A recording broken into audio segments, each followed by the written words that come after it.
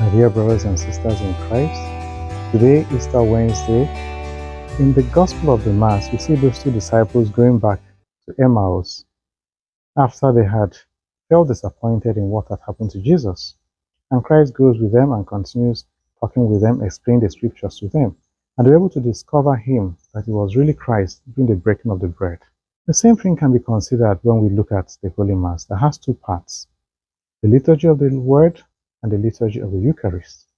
It's good that we ask ourselves whether we too, like the two apostles can say, did not our hearts burn within us as he spoke to us along the way and explained the scriptures to us?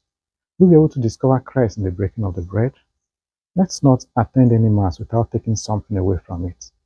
To listen attentively to the Word of God, to be able to discover in the love that God has for us His presence in the Eucharist, to prepare better for each Mass. May God bless us all.